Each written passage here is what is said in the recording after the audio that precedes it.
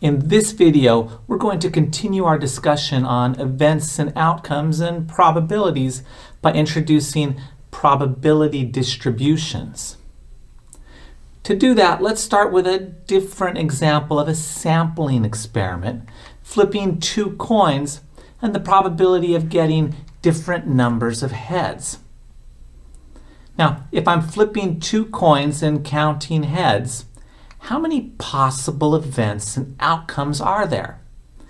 If need be, pause the video for a moment and think about this one.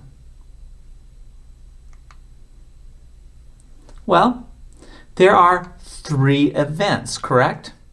I can have 0 heads, or 1 head, or 2 heads. All right? And these three events are reflected in 4 possible outcomes, correct? The event 0 heads occurs when my outcome is a tail and a tail, tails on both coins. That's it. The event 2 heads occurs when my outcome is heads on both coins. And that's it. That's the only way to get that event. But the event 1 head can occur 2 different ways. I can get a heads on the first coin and a tails on the second coin, or tails on the first coin and a heads on the second coin. So that makes 4 possible outcomes. And each is equally likely, right? Unless I've weighted a coin or have a 2-headed coin or something. So the probability of each event is just the number of outcomes leading to that event divided by 4, or a probability of 1/4 or 0.25 for 0 heads, and a probability of 1/2 or 0.5 for 1 head, and a probability of 0.25 or 1/4 for 2 heads. Now, notice how simple this sampling experiment is with only 2 coins. Determining the number of outcomes for each event is pretty straightforward once we recognize that the event of 1 head can happen 2 different ways. But as we said before, life is rarely that easy. What if we increase the number of coins? Then there'll be more possible events and there'll be more possible outcomes leading to those events. Here's the histogram of probabilities based on what we just did with the number of heads if we flipped 2 coins. Instead, what if we flipped 3 coins? Now notice there are 4 possible events. 0 heads, 1 head, 2 heads, 3 heads. Right? 3 coins, I can have up to 3 heads.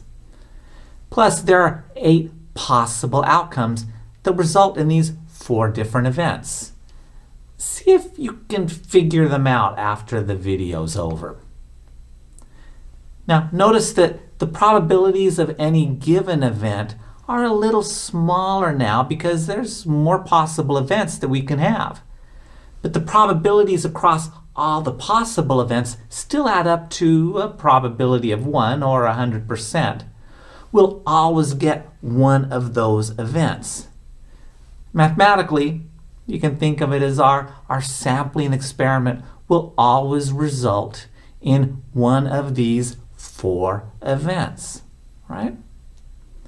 And remember, when I say event, I mean 0 head, 1 head, 2 heads, or 3 heads. Now, what if we flipped 4 coins? Now there's 5 possible events from 0 to 4 heads, and there are 16 possible outcomes leading to these 5 events. What about 5 coins, or 6 coins, 7 coins, or 8 coins, or 9 coins? What about 10 coins?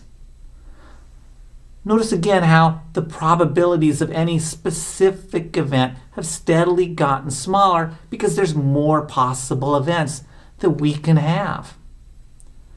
With flipping 10 coins, we also see more subtlety and smoothness to the shape of the distribution because we have 11 possible events ranging from 0 heads all the way up to 10 heads. And these 11 events, right, 0 to 10 heads, reflect 1,024 possible outcomes, one of which, and only one of these outcomes, results in 0 heads. That would be tails, tails, tails, tails, tails, tails, tails, tails, tails, tails, right? And because there's 1,024 equally likely possible outcomes, and only one of those leads to the event of no heads, the probability of 0 heads is just 1 over 1,024, or 0.000977. It's so small, you can't even see it in this figure. But it's there. It's just really teeny tiny. Now, the same is true for the probability of getting 10 out of 10 heads, right? That can only happen 1 in 1,024 times. So its probability is also 1 over 1,024, or 0.000977 again. Now, in contrast to those, there are 252 different ways of getting exactly 5 heads. No more, no less, exactly 5 heads in 10 flips. You can get a head, tail, head, tail, head, tail, head, tail, head, tail, or head, head, head, head, head, tail, tail, tail, tail, or tail, tail, tail, tail, tail, head, head, head, head, head. Right? You see, I'm not going to go listing all of those. There's lots of different ways you can do it. But with 252 different ways of getting exactly 5 heads, the probability of exactly 5 heads is just 252 divided by 1,024, or 0.246. Now, how did I know there were exactly 1,024 possible outcomes and that exactly 252 of those ended up with exactly 5 heads? Did I have to write them all down, right, and count them all up and figure that out? No, of course not. There are ways to calculate exactly how many outcomes there are in situations like this. And it involves what are called permutations and combinations, depending on exactly what it is you want to know. Now, we don't cover permutations and combinations in this series, but if you're interested, I have another video that talks about that. All right? Now, notice again the shape of this distribution. The height of each bar tells you exactly what the probability is of getting that specific result, that specific event. Higher bars, higher probability for that result. Because of that, we call this a probability distribution. Ooh. Right? Now, specifically, in stat speak, it's a binomial probability distribution when we have 10 trials with a 0.5 probability of success.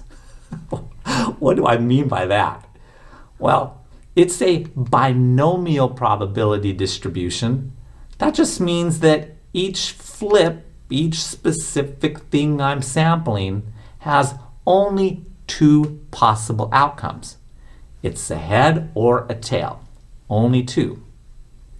And it's a binomial probability distribution with 10 trials. That just means that we're doing this 10 times. Each individual thing we're sampling 10 times. In this case, we're flipping 10 coins. And a 0.5 probability of success means that each time we flip that coin, or do whatever it is we're studying, the probability of getting whatever it is we're interested in, a head in this case, is 0.5. All right? See, you can learn to speak stat speak, right? Now, of course, All of these have been probability distributions. I just haven't used the term earlier. They're all telling us the probability of different results, of different events, right? Now, here's the figure for 7 coins again. It's a binomial probability distribution based on 7 coins, or more generally, 7 trials, right? With a probability of 0.5 of getting ahead, or again, more generally, a 0.5 probability of a successful result on each of those trials. See that? Now, one last thing before wrapping up. Let's go back to our example with 10 coins, but using our more sophisticated language now. All right? As we previously observed, with more trials, the shape of that binomial probability distribution becomes more smooth and subtle. And with that in mind, is that shape starting to look a little familiar maybe? What if instead of 10 trials, 10 coins, we had 100 trials, 100 coins? What would our probability distribution look like then? Well, flipping 100 coins, we have 101 different events, in this case ranging from 0 heads all the way up to 100 heads. This works out to 1,000 billion possible outcomes. That's a lot of different possible outcomes. I mean, if we typed them all out on paper and stacked them up, the pile would go from here out to 10% of the way to the edge of the known universe. I mean, wow. And that's a lot of possible outcomes. All of those resulting in 101 different events. Now, of course, you might think, well, this is kind of a silly extreme example. I mean, really, who's ever going to go flipping 100 coins?